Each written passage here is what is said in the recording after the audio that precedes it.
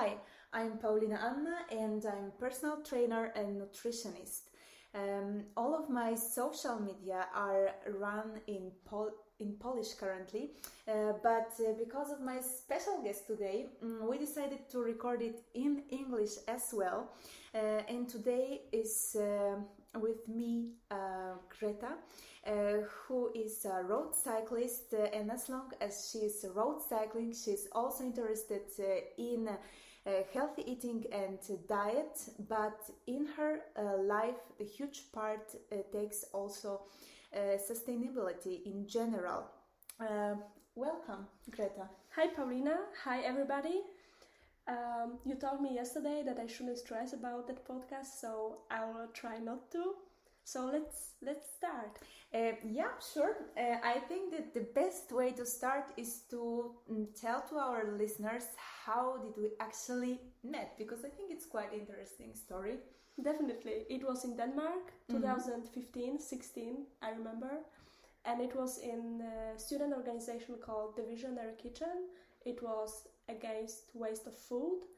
I was totally interested into the topic how much food we waste on daily basis, yearly as well. And it was also the time when I was on vegan diet. And I remember that you asked me some very serious question, why and how. Yeah, because I just moved to Denmark back then, and I think you were first person that I got to know that is on vegan diet. So for me it was very interesting. Why did you actually change your diet, and maybe you could also share it with our listeners. What was the reason? Mostly the ethical aspects. It totally moved my sensitivity, as well the aspect of nutrition. Back then I was also working in the company called Årstiderne, which means the seasons, and I had this unlimited access to fruit and vegetable. So yeah, definitely it was a good base for a vegan diet. Yeah, that's awesome actually, to have access to vegetables and fruits. But did you actually have any negative aspects of vegan diet, or if there were any? Back then, because I had such a little knowledge about food, I suffered with some digestive problems. Right now I know that I was just consuming way too much fiber. So yeah, my stomach was suffering. And also my mind was suffering in a way, because I just switched the diet from being like vegetarian, I would say, to vegan straight after living not even 6 months in Denmark. And I would like to mention that in Denmark the diet is mostly based on meat as well as dairy products such eggs and cheese and milk. So it was difficult for me that I had to build up new network in new country, and suddenly because of the diet, you know, food is such an aspect in our society to build up contact. So I was rather disconnecting myself from others, I could say. Yeah, I can totally imagine, because every time you go somewhere you have to tell the host that you have some special requirements for the food. But on the other hand, in this organization we were always cooking vegan food. So definitely in the big amounts, I remember. Yeah, so there we were just in heaven. Okay, but would you say that, for example, if you got contact to specialist, to a nutritionist or dietitian that could help you to balance the diet and guide you how you should compose your diet, would it be easier? Yes, it would be. It would be definitely. I'm not sure about this aspect, such building a network in new country. Maybe it would be still a struggle. Yeah. But at least my digestion would be easier. Yeah, of course, and I'm really happy that you are mentioning it, because maybe there are some people that are considering to turn their diet upside down or make some huge changes. So it would be a great idea to maybe consult it with a specialist and just save yourself struggle. It would be just much easier. Yeah, but if it comes to to social aspects, definitely I would say that 5 years ago in Denmark there was not so much of awareness about vegan diet and veganism in general. And also I would say that in the stores there were not so many products available. Yeah, I can't even remember that there was such a big variety of plant-based milks. I only remember soya milk and maybe some soya-based cheese and ham. But right now, like really, I'm overwhelmed, and I like to experiment with different products. Like lately, for example, I bought some kind of burger patties based on beans. Yes, exactly.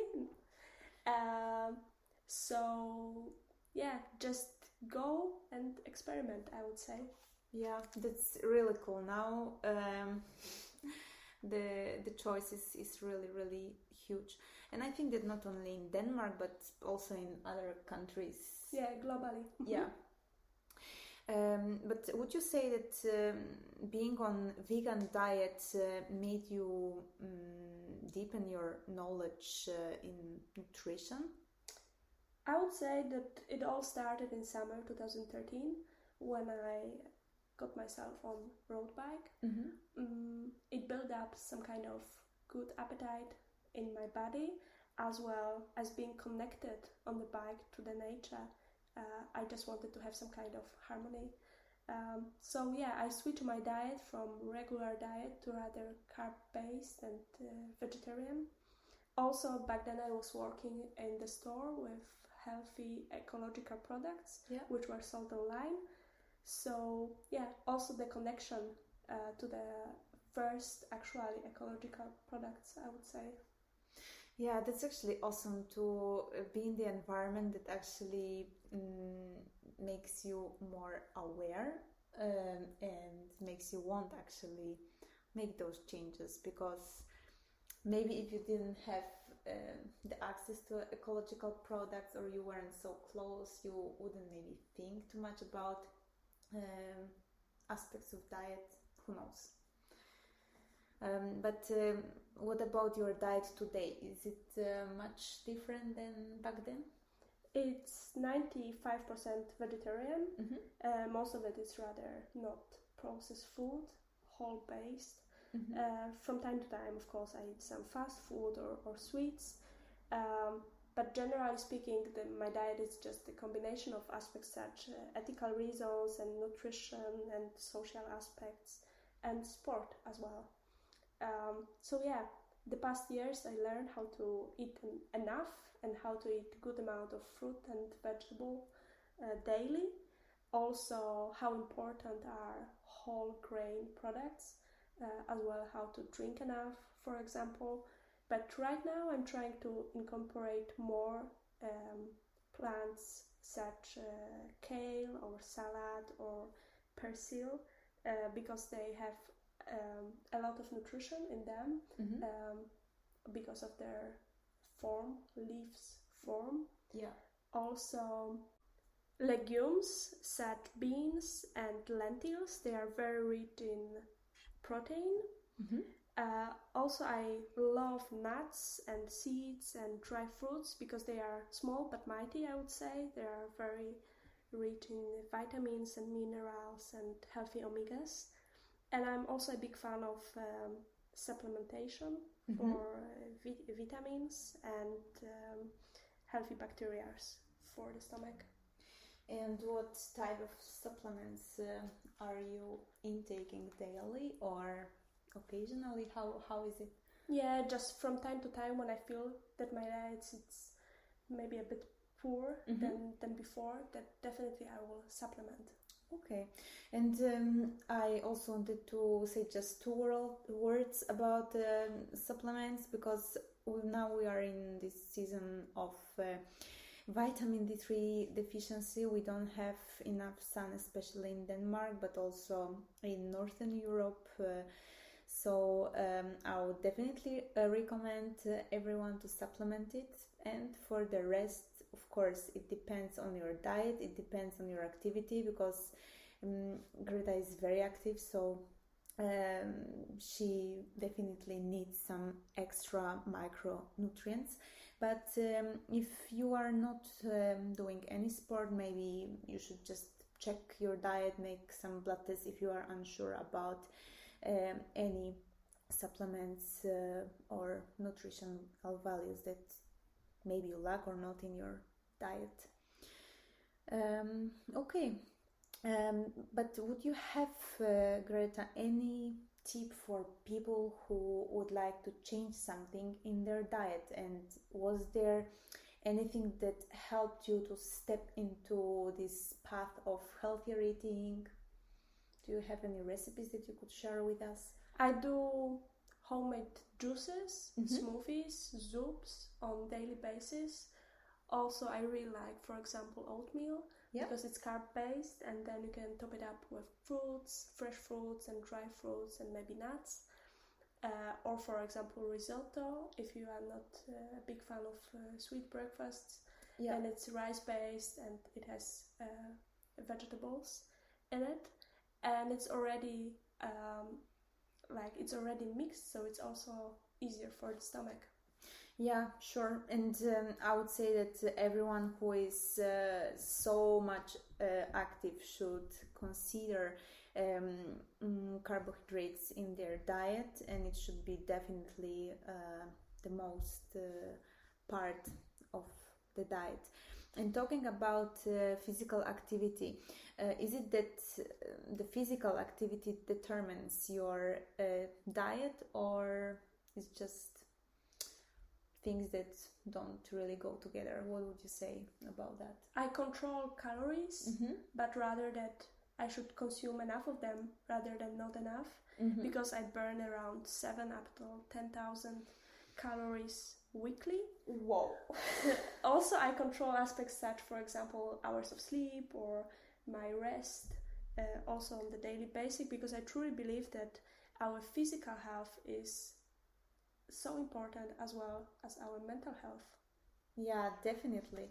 And I would like to just mention about your calories burn that this is just from trainings, those 10,000 just from cycling. Just from cycling, which is just crazy, seriously. And if you would share in numbers, how many kilometers it is per week that you are cycling? Yearly, it's around 300 up to 350 kilometers per week. And I top it up with 7-8 hours of sleep and minimum 1 cake or something sweet per day. Oh, that's so nice. But of course, if you are moving so much, it's just imperative that you are having something sweet, because it would be just simply impossible to balance your diet just with full grain food, with vegetables and unprocessed food. Your stomach would just not simply process it. Okay, and have you ever actually had any periods in your life that you didn't have enough of calories in your diet? It was year, I believe, 2011. It was the first time when I built up profiles on platforms such Instagram and Facebook. That was also the time when my diet on daily basis was based on rice crackers and very low in fat yogurts. I was overtraining myself just to reach the lowest weight in my life, which was, I believe, 57 kilograms, and my current weight is 59. But it was also the time when I had the lowest weight, right? Plus the lowest energy daily. Yeah. So I'm just a big fan that we should rather think about how to nourish our body than freak out about calories. Yeah, I definitely agree with it, especially that We think that if we go on very restricted diet and we will lose those calories and we will be extra slim, we will feel super extra cool and great, and suddenly our energy levels will go so high. But as you can hear, it's not like that, and I believe it's extremely important to measure your energy levels, just to ask yourself how you feel, and if you are well rested, if you slept enough, if you ate enough, because as you stressed it right now, that now you are just 2 kilos more than your quotation marks ideal weight, and you feel much better than before. And is it really worth to go in such extremes to lose those 2 kilograms? I don't know.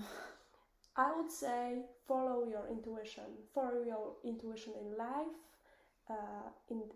in diet. Also the diet, it's hard to talk about because it's such a sensitive topic, almost intimate topic to talk about. So I wouldn't advise go vegan, go vegetarian. Just try and experiment, but do it wisely. Do it in a way that you think about your physical appearance, but also you think about your mental health.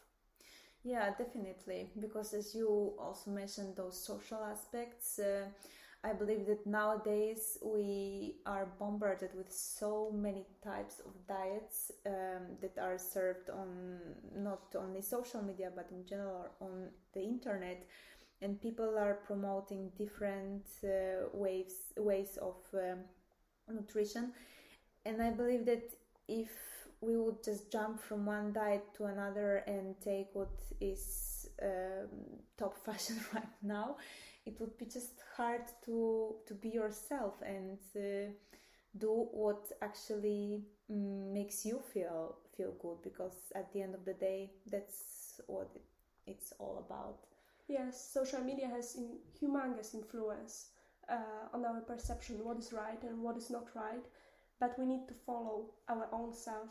Also, I think we need to switch the way of thinking by just thinking individually what I should put on my plate. If it should be half of the chicken and the rest of rice, it shouldn't be like that. We need to think globally. We need to think about global warming, what is happening around all the planet, how much power is consumed just to give us like the little product which is meat, when we can replace it with plants. Yeah, definitely. And I also think that, as you said, just one human cannot change the world, and I would say it would be better if everyone would replace at least one meal a day for plant-based meal, and not that just one person will go full vegan, because it will have totally different impact on our planet and in general on our health as well. Footprint in the future. That's exactly. Right. Thank you very much for this talk. I hope that it was very inspirational for our listeners, and I'm very curious what will they think, because it was my first podcast in English, and I'm so grateful that you came and we could record that today. So thank you very much for coming. Thank you as well. I will just add that on the daily basis we speak in 3 different languages, so speaking in English out of blue wasn't so easy, but I hope you enjoy it as much we enjoyed our own company here. So have a good day, everybody, and hope to see you soon. Exactly. If you think that that was good idea to record it in English, just give us a feedback, and if there will be a sign that we should go for another one, there will be for sure another episode. So thank you very much, and hopefully see you in the future.